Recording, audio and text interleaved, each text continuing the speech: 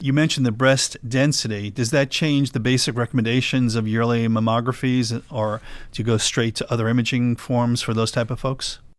Yeah, no. What has happened in the past few years is that density has become something that everybody is talking about, right? First it was get your mammogram. And then it was, oh, get your mammogram, but you also need to know if you have dense breasts, to the point where now there are laws, there are federal laws that exist that say that you must notify patients about this thing called density. What do you communicate? You have to communicate in there, because we send lay letters. We send the report to the patient, but they also get something that's called a lay letter. And in that letter, there is actually a phrase or two that is mandated by the government that says, you may have dense breasts. This is what happens with dense breasts. Dense breasts may obscure. So there's a whole phrase that goes into that. So women now need to be notified about this thing called dense breasts. And why is that? Because yes, dense breasts can obscure sometimes a tumor. Mammography is pretty good at detecting breast cancer, but when you start going into the dense categories, it starts to lower the sensitivity of mammography for breast cancer. So some of those patients may require supplemental screening.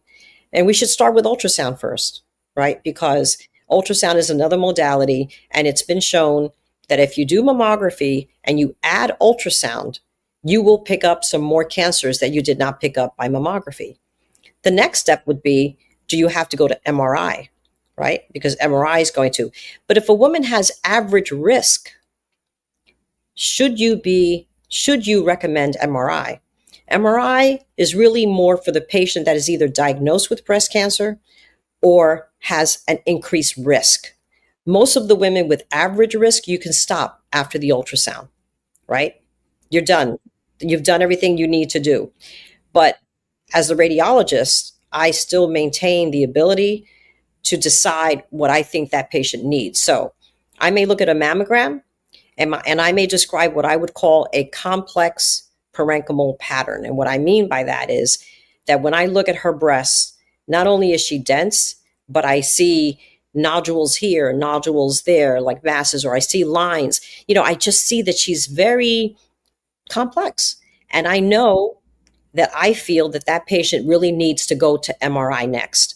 So the radiologist always maintains the ability to be able to say what needs to be done next. Approximately what percentage of women have this dense breast phenomenon? Well, according to what, the lexicon, meaning the American College of Radiology, and they've done a lot of studies, about 40% of the population. Oh, wow. So dense breasts. It's a common situation. Right. So there are 4 categories. It's A, B, C, D.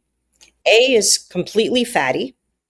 B is what we call scattered fibroglandular, which is just 25% of this tissue, right, that becomes kind of white.